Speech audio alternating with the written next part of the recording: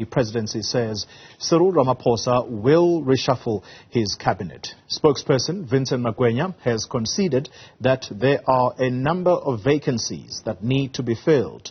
Alliance partner COSATU has confirmed that the president did consult them on the matter. Let's get some analysis now, and we're joined by political analyst Sandile Swana. Mr. Swana, thank you very much for your time. We're going to go back to the use of that word by the presidency spokesperson, vacancies, and whether it alludes to what we possibly can expect here. But let's start with Deputy President, or should we say former Deputy President. What's his name again? David Mabuza. The Sowetan newspaper, I think they best described it for me. It's a big, forgettable headline, and then lower down they say the end of an uneventful deputy presidency. Is that, do you agree with that summation of the Sowetan? Yes, I did read that summation. It's a fair assessment of what happened to David Mabuza. In as much as he largely failed as deputy president, to his credit, he kept in hiding most of the time, rather than fail spectacularly in public. And I wonder what that says then, Mr. Swana, as to the incoming deputy president. Is it someone that President Ramaphosa might see as competition to him versus what the Sowetan describes here, that this is a forgettable era of a deputy presidency that was held by David Mabuza, and perhaps Cyril Ramaphosa might not be as comfortable? Well, to the extent that there is no objective minimum performance requirement to be the president of South Africa in this period, indeed, Paul Mashatile might be a serious contender to the extent that is able to manipulate party processes and other things. But you know, Cyril Ramaphosa himself has led an uneventful presidency.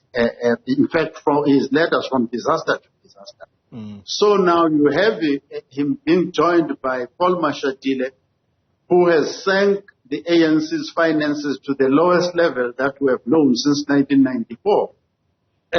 Having been leading the Department of Arts at some point in a mediocre and undistinguished fashion, Gauteng since 2008 was supposed to be leading the economy of SADC to higher levels of performance.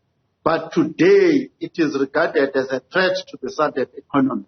And that is where Paul Mashatile comes from. That is his stomping ground. That is where he is strongest. So you are taking mediocrity and joining it to mediocrity. Sure.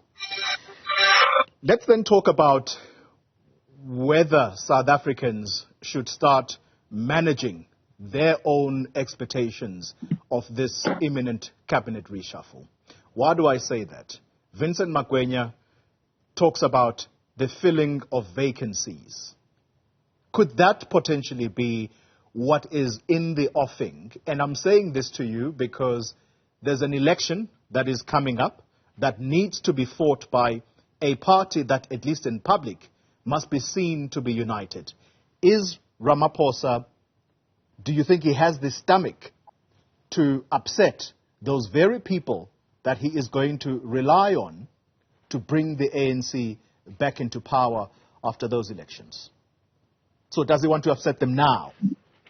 No, he said, I mean, history tells us that he's not going to do any such thing. And he has made it public before that he would rather be called a weak president than jeopardize the ANC. Now, the ANC has been disappointed since 2012, and the billionaires that have supported Ramaphosa up to this point, if they were to be honest, them and Ramaphosa have not delivered. Number one, Ramaphosa has not delivered on the promise that was made that is going to bring in massive investments. That has not happened since 2012. He has not delivered as being more popular than the ANC to make sure that the ANC is pulled by his own popularity. Instead, he's sinking with the ANC. So he needs the political bodyguards and the bouncers, the likes of Mandashe, the likes of Nomvula Muponyane, the likes of Fikile Mbalula, to prop him up in a presidency that he almost lost, that he was giving up on at the end of the year last year. So he is going to have to first and foremost make sure COSATU is there. He was being booed and chased away from COSATU congresses and meetings. He was unacceptable there. So he has had to spend time trying to persuade them that, guys, here's a deal for you, work with me, and so on and so on. So he has got to put some sweetness for a number of people, as the ANC itself, in any event, regardless of what they do, is headed for 40% in any case. In short, therefore, Mr. Swana, are you saying that South Africans should not expect a quote-unquote wholesale cabinet reshuffle? It's simply going to be the filling of vacancies.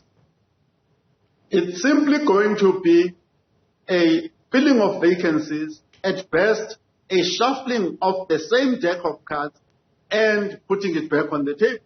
That's what it's going to be. There's nothing to expect. I told one radio station that there's not even a need to rush. There's nothing to rush to. Wow. What about the speculation around Begicele and that possibly he might be moving to state security, the state security agency, which is housed in the presidency, by the way? Do you think that that might be at least a good move from the part of the president, given the scourge of crime that is simply going out of control in the country? Yes, to the extent that it is an admission of failure on the part of Begicele and the president to combat crime and corruption in South Africa, Begicele has failed, so he does need to be removed from them. But to the extent that he is one of the bodyguards of the president, the political career of the president, rather than the country itself, then yes, they can put him in state security, because state security is also underperforming in any event. And it is becoming now the security of Ramaphosa that matters than the security of the nation itself. Yeah. Final question, and it's got to center around the energy situation. Perhaps the most anticipated position of all is that of the Minister of Electricity. Why is that so important, you think, for the country? And I don't know whether I should phrase it in that way, given that that person, again, is going to be housed within the presidency. I don't think that South Africans are themselves, the citizens, looking forward to any minister of electricity. I don't think that is the case. What is the case is that South Africans are simply saying to the president, whatever it is that you want to do, do it. At least let us see that you are doing something with the electricity crisis. Just to add to that, right now, the person who's making sure that the work gets done is Sandile Swana, who's the Director General in the presidency, because once the NECOM has met, the Committee of Ministers on the ESCOM crisis has met, all the physical work that is done is then given to the Director General in the office of the President to actually make sure that all the operatives, the executives across the state are doing their part to accelerate the end of the ESCOM crisis as well as the end of the electricity crisis in South Africa. And I think to give it to a person like Sandile Swana was a good move. Now, to put a politician on top of that is going to cause confusion, and I don't think South Africans want any. If the speculation does indeed become the truth, that it is possibly going to be Hosientsho Ramakgopa who is going to be the Minister of Electricity, he already exists within the presidency, one of the project managers there. Don't you think that that would be a symbiotic relationship in any case between himself and Sandile Swana?